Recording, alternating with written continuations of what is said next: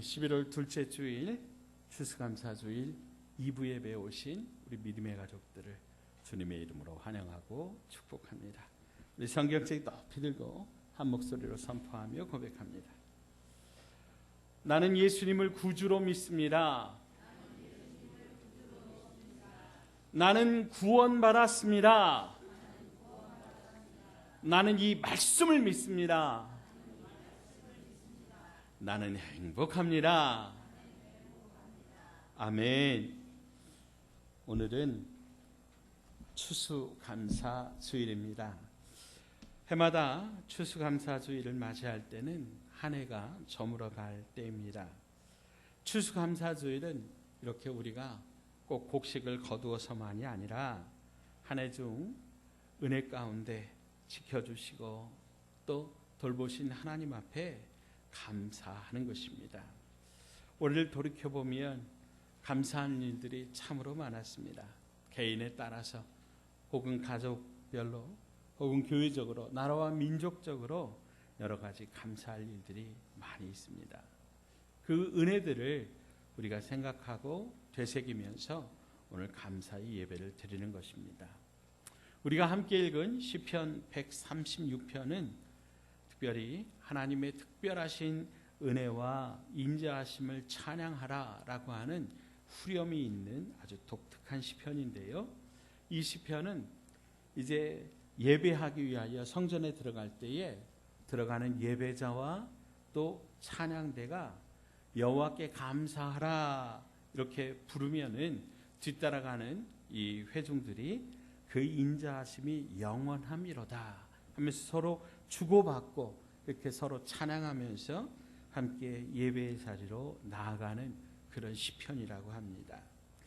그 중에 오늘 우리가 함께 읽은 본문을 중심으로 하나님의 은혜를 좀 깊이 우리가 살펴보면서 함께 감사를 가르치고 있는데요.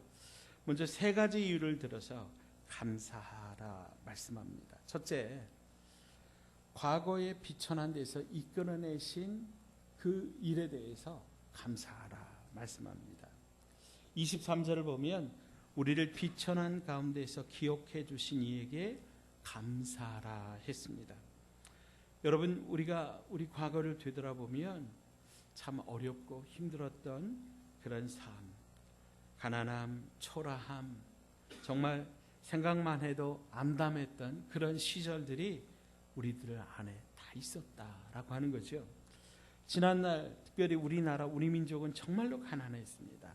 1953년 6.25 전쟁 이후에 우리나라 1인당 국민 총생산 GNP가요 67달러였다 그래요. 그러니까 여러분 이 100달러도 안 되는 거예요. 그 1년이 생산하는 게요. 당시 세계적으로 가장 가난한 나라가 바로 우리나라에 있습니다. 아마 어르신들 그런 기억이 있으실 텐데요. 여러 나라에서 우리나라에 원조를 해줬습니다. 그러니까 원조를 받지 않으면은 그야말로 굶어 죽어야 하는 그런 어려운 때였습니다. 이런 일이 언제까지 계속되었습니까? 제 기억으로는 1970년대 후반 제가 초등학교 다닐 때도요. 학교에서 구호식품을 나눠줬어요. 옥수수 빵 그거 큰 거 나눠주고요. 또 분유 이런 것도 나눠줘서 먹었습니다. 그때를 생각하고 오늘을 생각해 보면 참 기적과 같습니다. 오늘날 이제는 뭐 못 먹고 못 살아서가 아니라 살쪄서 고민인 이런 시대를 생각하면 참 감사합니다. 그래서 오늘 본문은 과거에 비천한 데서 기억해 주시고 건져 주신 이에게 감사하라고 권면하고 있습니다. 두 번째로 24절을 보면 우리의 대적에게서 건지신 이에게 감사하라 말씀하고 있습니다. 이스라엘 민족이나 우리 민족이나 참 힘들게 살았어요. 특별히 원수들이 참 많았는데 우리나라는 일제강점기를 거치면서 그야말로 일본이 얼마나 우리나라를 힘들게 했습니까? 온 국토를 깡그리 유린하고 교회 종탑, 학교 종 이런 것까지 다 떼가 버렸잖아요. 전쟁 물자 만든다고. 그래 정말 이 나라를 완전히 깡그리 다 쓸어갔어요. 그리고 6.25 때는 어떻습니까? 불과 석 달 만에 저 공산당이 쳐들어와가지고 이 남한의 그 낙동강 그 지역 그 벨트 거기만 남겨놓고 정말 이제 풍전등화의 위기 가운데 그렇게 있었습니다. 만약에 미국이 일본 히로시마에 원자폭탄을 떨어뜨리지 않았다면 이 히로시마에 원자폭탄을 떨어뜨리고 나가사키에 떨어뜨려서 일본 천황이 그냥 무조건적으로 항복을 선언하지 않았더라면 우리나라는 아직도 일본의 속국이 되어 있었을 겁니다. 또 북한의 이 남침에서 유엔군이 이제 이 인천 상륙 작전을 통해서 다시 한번 이 나라를 회복시켜서 우리 나라를 다시 한번 이렇게 해방을 시키고 또 전쟁을 그렇게 이제 끝내게 휴전하게 했습니다. 그래서 오늘 본문을 보면 우리를 우리의 대적에게서 건지신 이에게 어떻게 하라고요? 감사하라. 뒤돌아보면 여러분 우리나라가 잘한 게 없더라라고 하는 거예요. 뭐 정치가 잘했습니까? 우익 좌익으로 나누어져 가지고 서로 싸우게 바빴고 교회도 마찬가지. 각 계파의 이익과 신념을 따라 서로 다투고 나누어져 있었어요. 아무리 봐도 오늘날 우리가 이만큼이나 살게 된 것은 우리가 잘나서가 아니라 오직 하나님의 은혜입니다. 여러분 요즘 우리 한국의 위상이 세계적으로 얼마나 많이 올라갔습니까? 특별히 한국의 방산의 인기는 하늘을 찌르고 있습니다. 이 모든 것이 다 하나님의 은혜입니다. 우리를 건져주신 하나님 앞에 우리는 감사해야 할 줄로 믿습니다. 셋째로 일용할 양식을 주심에 감사하라 그랬습니다. 우리 25절 말씀 같이 읽어보시죠. 시작. 모든 육체에게 먹을 것을 주신 이에게 감사하라. 아멘. 아멘. 여러분 모든 육체에게 먹을 것을 주셨다. 오늘 저와 여러분에게 먹을 것을 주셨다. 네. 여러분 무슨 소리야? 내가 열심히 일해서 내가 먹고 살았지. 아닙니다. 여러분 한번 생각을 해보시면 하나님께서 우리에게 정말 하루하루 우리에게 하늘의 창고를 열어주셔서 오늘 저와 여러분을 먹여주셨다라고 하는 거예요. 그래서 오늘은 이 말씀을 중심으로 우리 감사의 고백을 함께 드렸으면 합니다. 첫째로 풍년을 주신 하나님 앞에 우리 감사하십시다. 자, 따라서 합시다. 풍년을 주신 하나님께 감사합니다. 예, 우리나라 참 복받은 나라입니다. 감사하게도 하나님께서 우리나라에 매년 이렇게 풍년을 주십니다. 최근에는 이제 교류가 중단되었는데요. 남과 북이 서로 왕래하고 금강산을 관광하고 개성에 공단을 설치해서 이렇게 남한의 자본과 또 북한의 노동력으로 물품을 생산하던 그때가 있었어요. 그때 이제 TV로 혹은 직접 방문해서 북한을 살펴본 사람들이 한결같이 하는 이야기가 있어요.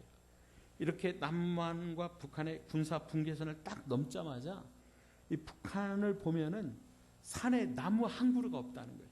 그렇게 황량하다는 거예요. 그렇게 삭막할 수가 없다는 거예요.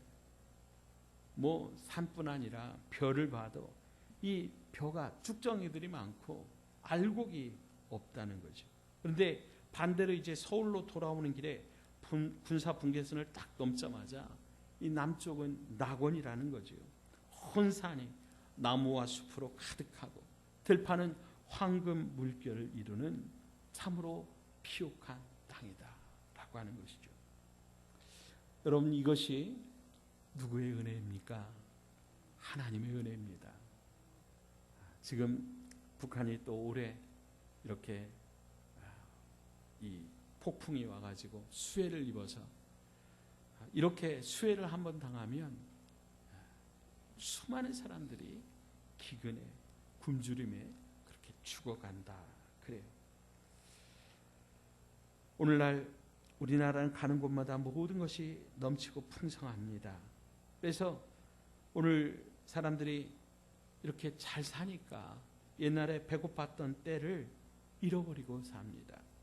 그때는 살찌는 것이 소원이었죠. 그래서 심지어는 우량아 선발대회가 있었습니다. 여러분 기억나세요?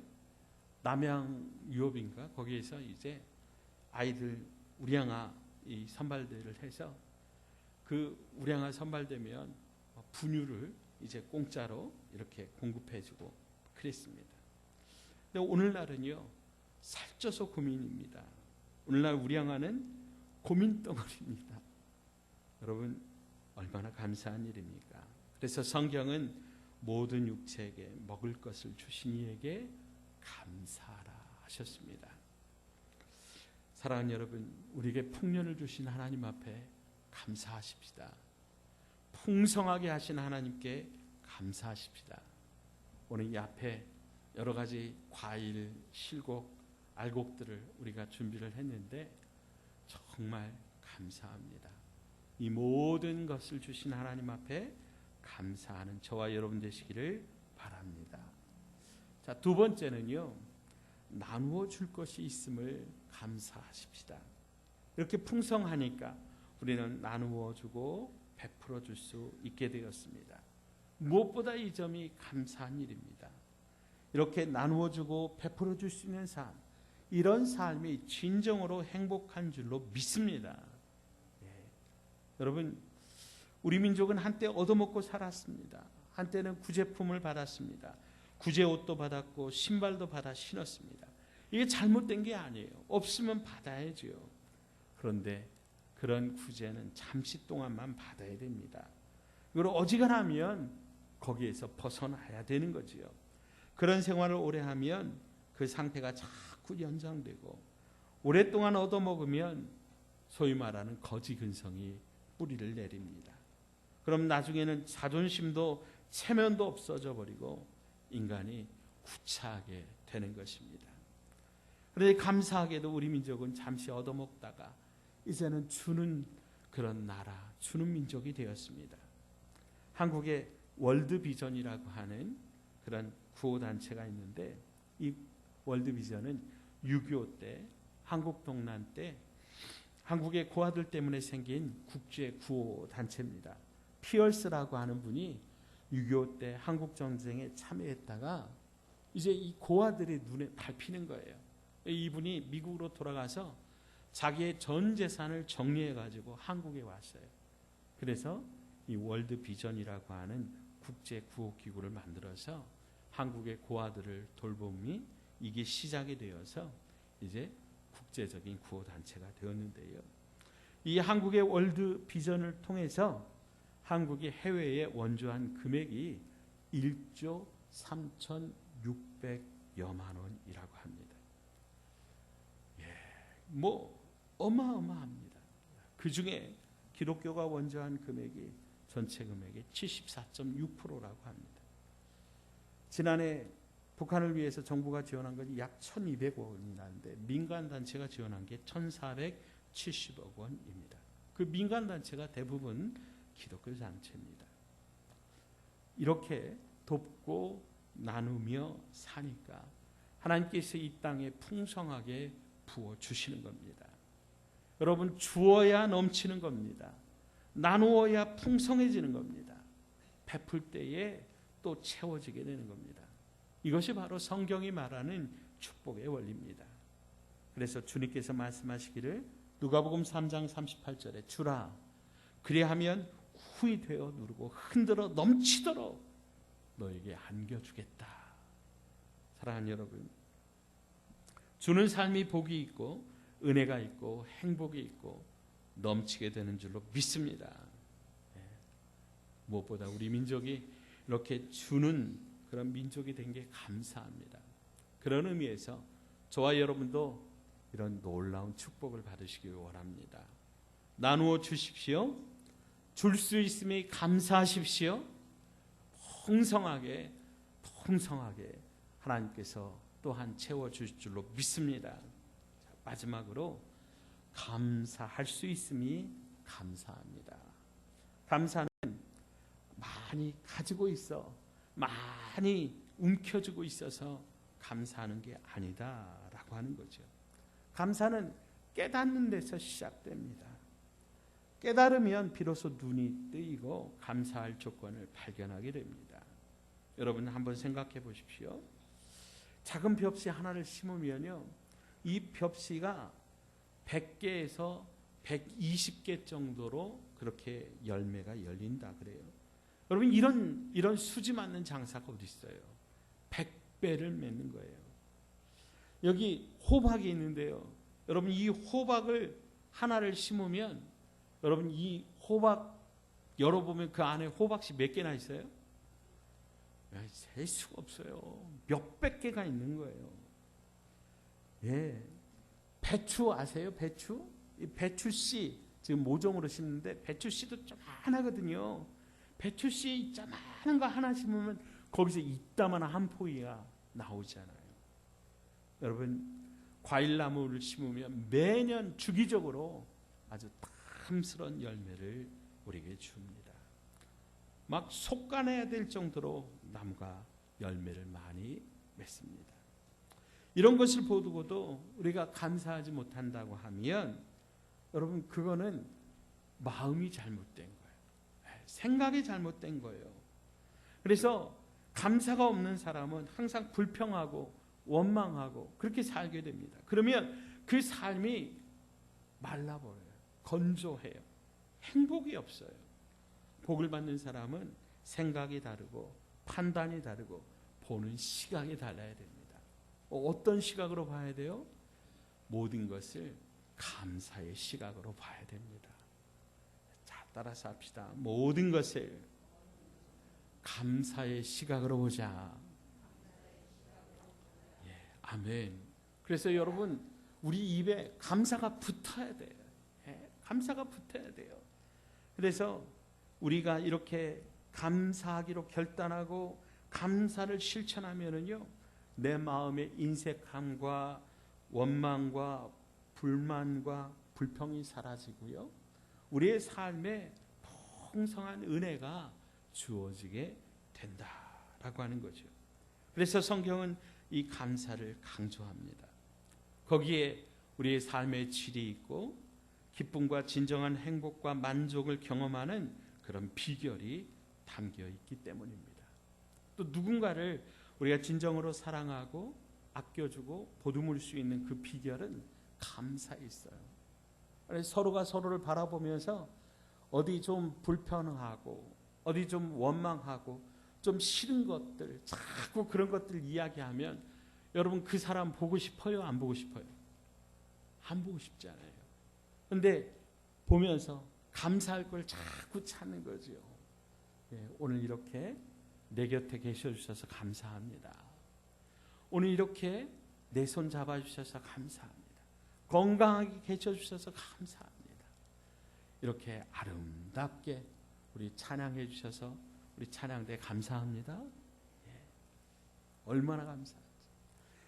이렇게 서로 감사를 고백하면요, 희한하게 돼요. 우리 마음속에 행복이 찾아옵니다. 즐거움이 주어집니다. 기쁨이 주어집니다. 사랑하는 여러분, 감사로 여러분의 삶 속에 풍성한 은혜를 경험하시기를 주의 이름으로 축복합니다. 사람은 감사하고 은혜를 알고 살아야 됩니다. 그런데 이 감사의 삶이 저절로 이루어지는 게 아니라고 하는 것이죠. 배워야 돼요. 깨달아야 돼요. 훈련해야 돼요. 특별히 우리 하나님의 사람들은 매사에 감사를 입에 달고 살아야 됩니다. 하늘의 은혜를 알고 또 부모님의 은혜를 알고 이웃의 수고를 알고 내 곁에 있는 한 사람 한 사람 귀한 것을 알고 그에게 감사를 표현할 때 하나님께서 우리에게 은혜의 문, 축복의 문 열어주신다라고 하는 거지. 대한제국의 초대 황제였던 고종은 오늘 몸에 한 가닥 실오락이라도 감았거든 항상 배 짜는 여인의 수고를 생각하고 하루 세 끼 밥을 먹거든 매양 농부의 노고를 생각하고 감사하라 했습니다. 사람이 감사함의 은혜를 알고 살아간다고 하는 것은 그만큼 그 인생이 성숙했다고 하는 말이고 그 삶이 깊은 은혜를 경험하고 살아간다라고 하는 겁니다. 오늘 2024년도 추수감사주일입니다. 사랑하는 여러분, 이제 한 2달여 우리 올해도 남아있는데 여러분 2024년도를 어떻게 마무리하시겠습니까? 서운한 것, 불평한 것 그것 세워보다가 헛되이 시간을 낭비하지 마시고 한 해 동안 인도해 주신 하나님의 은혜를 감사하며 사십시다. 내 곁에 두신 귀한 하나님의 사람들 우리 감사할 것들을 세워보면서 감사를 고백하면서 서로 그렇게 행복하게 올 한 해를 마무리하시기를 바랍니다. 감사하는 마음에 하나님의 은혜가 넘치게 됩니다. 그리고 더욱더 넘치는 감사의 일들이 일어나게 됩니다. 오늘 이같이 넘치는 하나님의 은혜가 여러분과 여러분의 가정에 충만하게 임하시기를 주님의 이름으로 축원드립니다. 하나님 아버지 감사합니다. 오늘 여기까지 인도해 주신 에베네셀의 하나님 앞에 다시 한번 감사를 드립니다. 모든 것이 은혜요 모든 것이 축복이었습니다. 하루하루 일용할 양식을 주심을 감사합니다. 또한 나누어 줄 수 있는 여유도 주셔서 감사합니다. 많이 가져서가 아니라 하나님 때문에 감사하게 하심도 감사합니다. 예수님을 내 주님으로 모실 수 있어서 감사합니다. 아내와 남편과 자녀들을 주셔서 감사합니다. 이렇게 좋은 우리 번성하는 교회에서 함께 신앙생활하게 하여 주시니 감사합니다. 하나님 감사 위에 감사를 더하여 주시고 더욱더 큰 감사를 함으로 더욱더 기쁨과 은혜가 넘치는 복된 인생 되게 하여 주시옵소서. 우리 주 예수님의 이름으로 간절히 기도하옵나이다.